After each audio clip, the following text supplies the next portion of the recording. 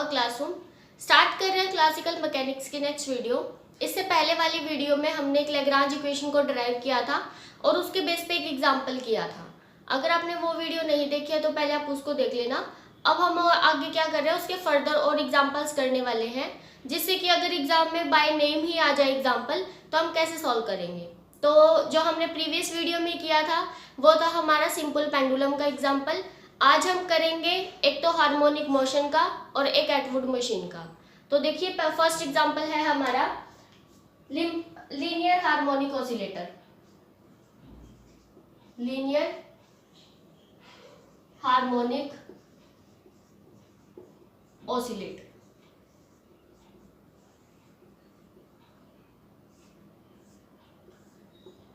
ये जो linear harmonic oscillator होता है ये सिंपल हार्मोनिक मोशन को सेटिस्फाई करता है।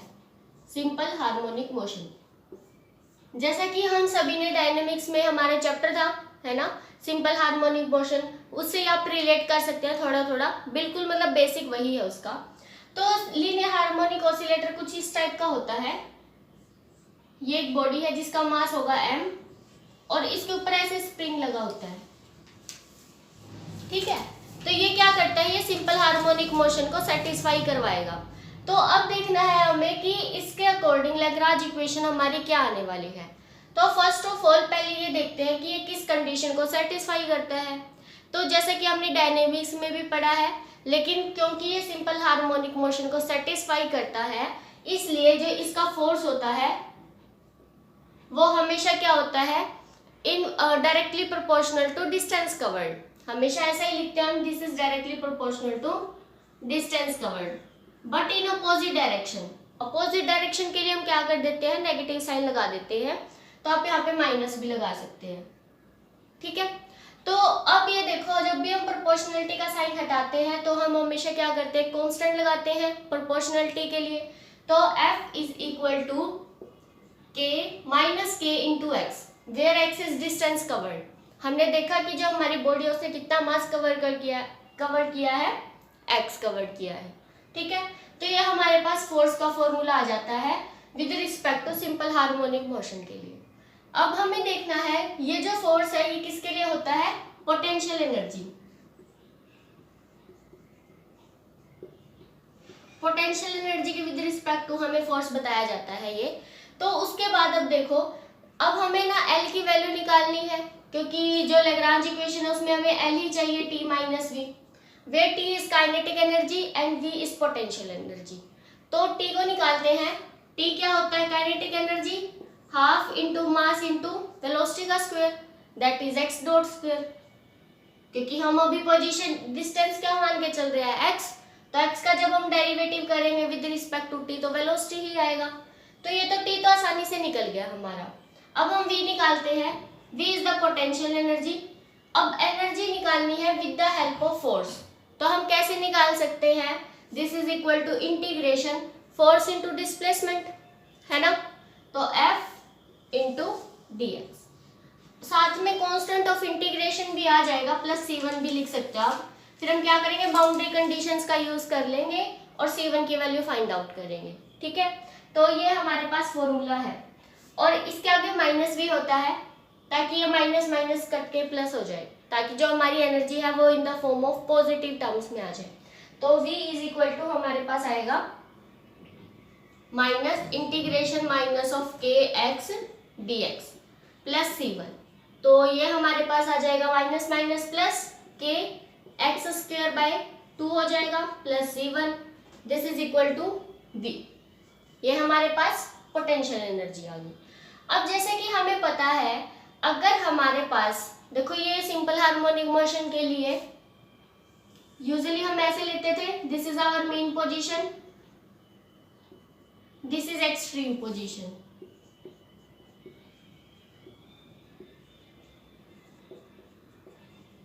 ऐसे लेते थे। अब हमारी जो बॉडी है वो यहाँ से चलना स्टार्ट करती है, फिर ऐसे सिंपल हार्मोनिक मोशन को सेटिस्फाई करवाती हुई ऐसे मूव करती है वो, है ना। ज्यादा से ज्यादा इस पॉइंट तक और इस पॉइंट तक ही जा सकती है। ये हमारे एक्सट्रीम पॉइंट्स होते थे। फिर हम ये देखते थे कि जब हमारी बॉडी इस वाली पोजीशन पे आएगी और जब इन वाली पोजीशन पे आएगी तो किस तरह की वेलोसिटी वो गेन करती है।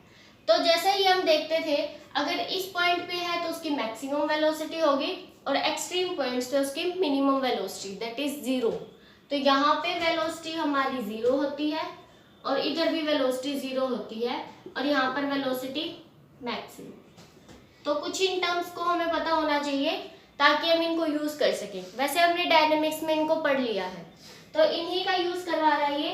तो इसने क्या कहा, there C is the constant of integration, its value can be determined by using the, जब v इज इक्वल टू 0 होगा when x is equal to 0। जब हमारे पास x की वैल्यू 0 होगी तो v की वैल्यू भी 0 होगी। जब आप यहाँ पे ये वाली वैल्यू पुट करेंगे तो आपके पास c1 निकल आएगा। अब क्या करो, v को भी 0 पुट कर दो, this is equal to x को भी 0 पुट कर दो प्लस c1। तो c1 हमारा क्या आ गया 0, c1 का आप यहाँ पे 0 पुट कर दो, ये हमारा कैंसिल हो गया। तो इस तरह से हमारा ये आ गया, v भी आ गया और t तो हमने निकाल ही दिया था पहले। तो अब हम क्या करेंगे, l की वैल्यू निकालेंगे और लैग्रांज इक्वेशन के अंदर पुट कर देंगे। तो देखो वही करेंगे अभी।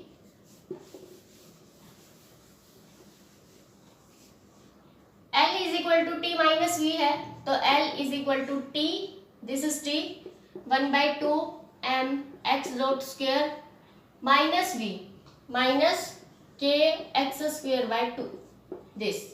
तो लैग्रांज इक्वेशन हमें क्या कहती है, d बाई डी टी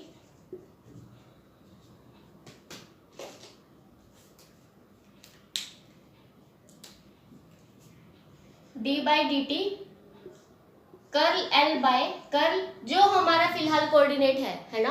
तो हमारे पास फिलहाल कोऑर्डिनेट कौन सा है, x। तो x डॉट आएगा, जैसे हमने लास्ट एग्जांपल में लास्ट वीडियो में थीटा लिया था, यहाँ पर x है हमारा variable, minus curl L by curl x is equal to 0। This is our Lagrange equation. तो यही हमें यहाँ पे लगानी है। हम क्या करेंगे, पहले d by d t as it is लिख देते हैं। पहले L का डेरिवेटिव करो with respect to x dot, x dot के विद रिस्पेक्ट टू करेंगे तो m x डॉट ही आएगा। तो m x डॉट, क्योंकि 2 से 2 कैंसिल हो जाएगा और x डॉट बच जाएगा और इसका डेरिवेटिव 0 हो जाएगा, इसमें तो x डॉट अवेलेबल नहीं है। इसका विद रिस्पेक्ट टू x करेंगे तो k इंटू एक्स आएगा, दिस इज इक्वल टू 0। ये आ गया हमारे पास। अब हमने क्या करना है, इसका derivative with respect to t करना है। Derivative with respect to t कर देंगे, m x डबल डॉट आएगा minus k into x, this is equal to 0।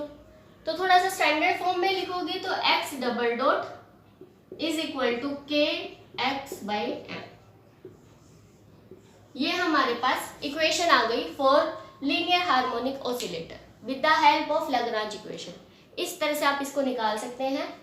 अच्छे से कर लेना, डेरिवेशन ही है, ज्यादा थ्योरेटिकल क्वेश्चंस नहीं है, ठीक है। तो देखो नेक्स्ट एग्जांपल क्या है,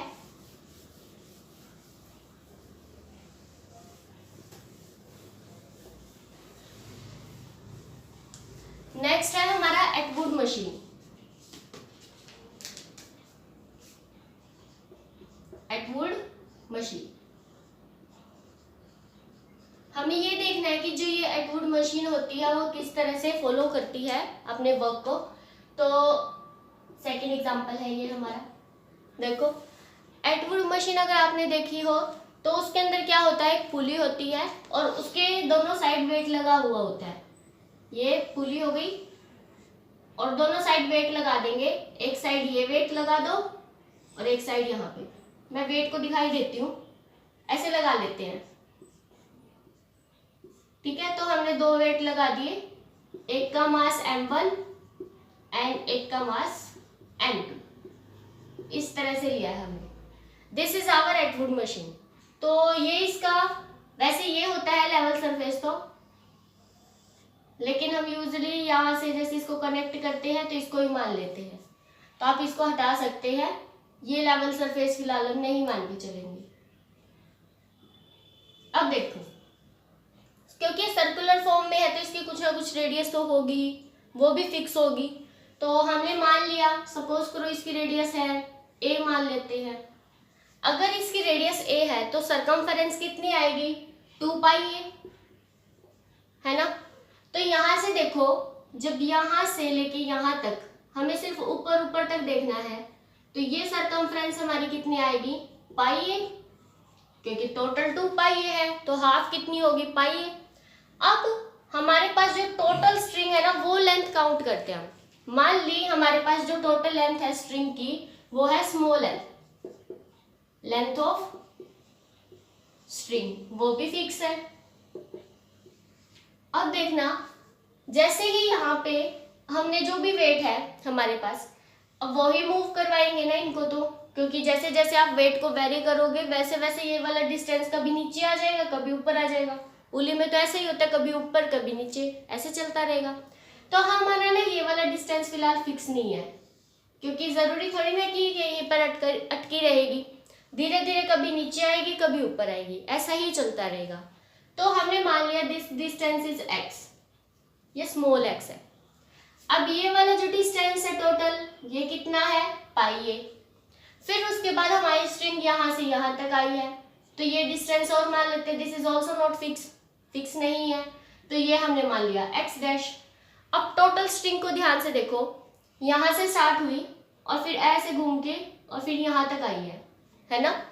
तो इस तरह से हम टोटल स्ट्रिंग अगर निकाल लें तो क्या आएगा, एक्स प्लस पाई ए और plus x dash, this is equal to L. Total string की लेंथ तो हमने एल ही मानी है, तो यही आएगी।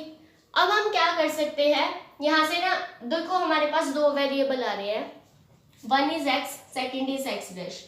तो हम क्या करेंगे, सारे क्वेश्चन को एक ही वेरिएबल में लेके चलेंगे ताकि हमें कैलकुलेशन करने में मिस्टेक ना हो, दिक्कत ना आए कोई भी। तो हम यहाँ से वही करने वाले हैं। फर्स्ट ऑफ ऑल हम डेरिवेटिव कर देंगे with respect to T. With respect to T आप डेरिवेटिव करोगे तो डी एक्स, एक्स डॉट लिख देते हैं इसको,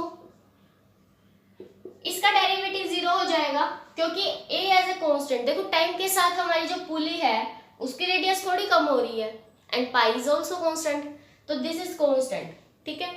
फिर टाइम के साथ साथ जो हमारा एक्स डैश था वो भी वेरी कर रहा है, तो हमने एक्स डैश का भी डेरिवेटिव कर दिया, दिस इज इक्वल टू, अब टाइम के साथ जो टोटल स्ट्रिंग की लेंथ था वो तो फिक्स है ना। बस हो सकता है कि यहाँ पे ज्यादा आ गई, यहाँ पे कम आ गई, लेकिन टोटल तो फिक्स है ना। तो यहाँ पे जो L है वो भी फिक्स है, उसका डेरिवेटिव 0 आ जाएगा। तो यहाँ से हमारे पास एक रिलेशन आया, x डॉट is equal to minus of x dot dash, ये रिलेशन आ चुका है। अब देखना हम क्या करेंगे, अब हमें वही काइनेटिक एनर्जी और पोटेंशियल एनर्जी दोनों की जरूरत है। तो first of all we find kinetic energy. अब काइनेटिक एनर्जी देखो ऐसे कंफ्यूज हो जाएंगे हम कि हम इसकी ले या इसकी ले, तो दोनों की ही कंट्री करेगी, क्योंकि एटवुड मशीन तो दोनों से मिलके बनी है।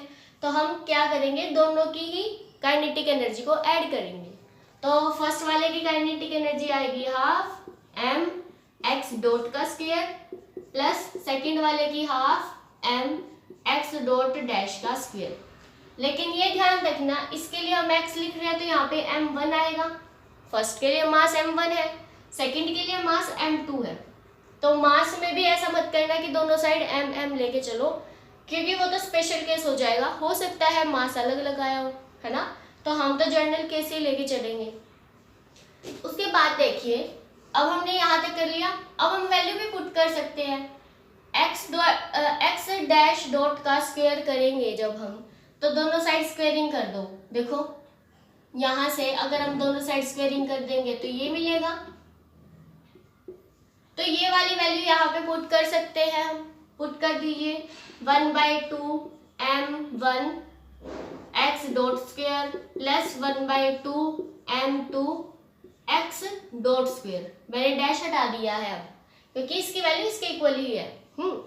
अब हम क्या कर सकते हैं, हाफ और x डॉट का स्क्वायर कॉमन आ रहा है, वो कॉमन ले लेते हैं। Half m1 plus m2 x dot square. तो ये हमारे पास काइनेटिक एनर्जी आ चुकी है, इसको एक साइड में रख लेते हैं। This is our T. अब हम निकालेंगे पोटेंशियल एनर्जी V।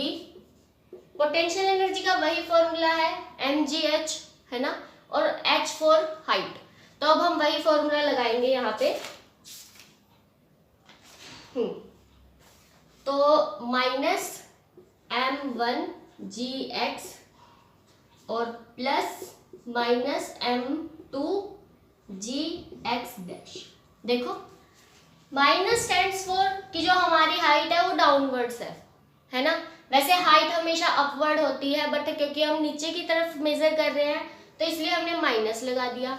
और हाइट देखिए कितनी है, क्योंकि फिलहाल लेवल सरफेस ये है, क्योंकि हाइट तो यहीं से मेजर हो रही है।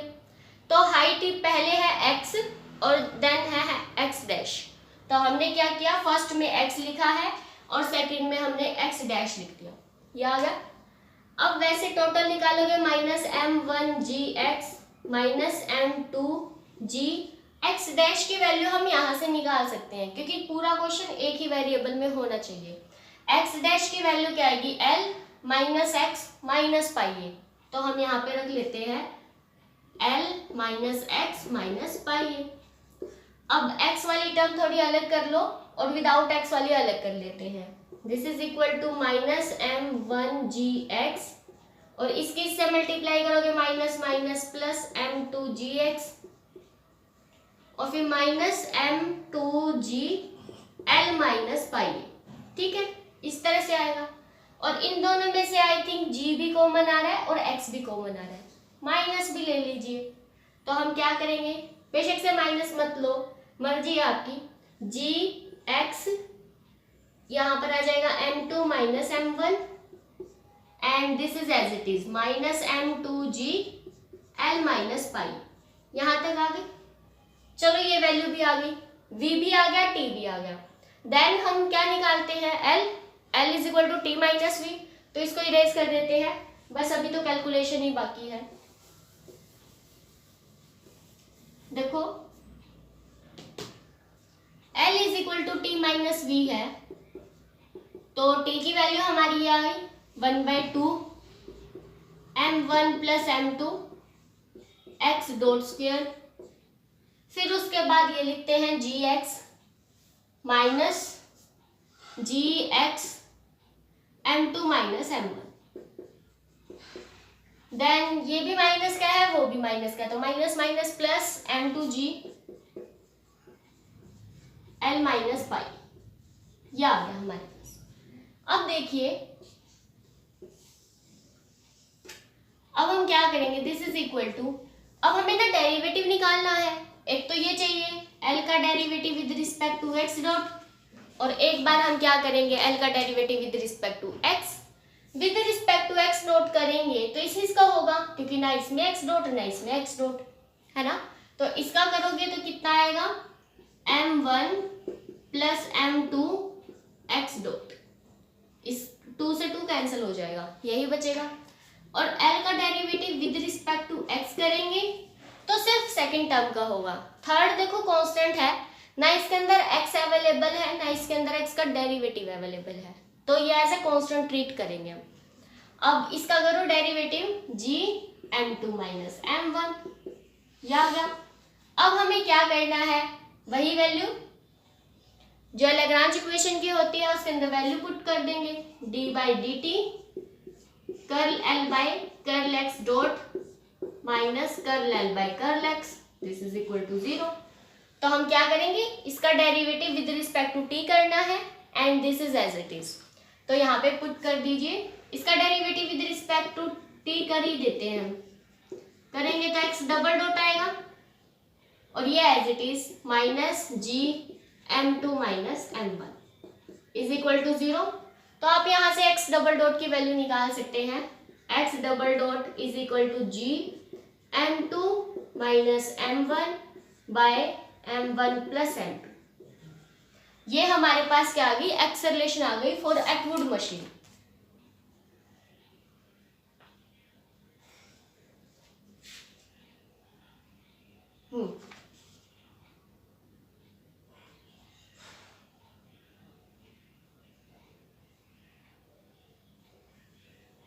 ठीक है, तो इस तरह से हम निकाल सकते हैं इसको। फिर भी अगर कहीं पे भी आपको कोई भी डाउट हो तो आप कमेंट बॉक्स में या फिर टेलीग्राम ग्रुप में बता सकते हैं। ये हमारे एग्जांपल्स कंप्लीट हो चुके हैं लैग्रांज इक्वेशन के। उसके बाद हम अपना नेक्स्ट टॉपिक स्टार्ट करेंगे नेक्स्ट वीडियो में, विच इज केपलर लॉ। वो भी काफ़ी इंपॉर्टेंट एग्जाम्पल है for the Lagrange equation. Particular मतलब ये आपके सिलेबस में पर्टिकुलरली मेंशन भी है, तो बिल्कुल अच्छे से करेंगे हम इसको। इससे पहले हमारा यहाँ तक हो गया है, तो आप अच्छे से इसको रिवाइज कर लेना। फिर भी कोई डाउट हो तो कमेंट बॉक्स में आप लिख के बता सकते हैं। Thanks for watching.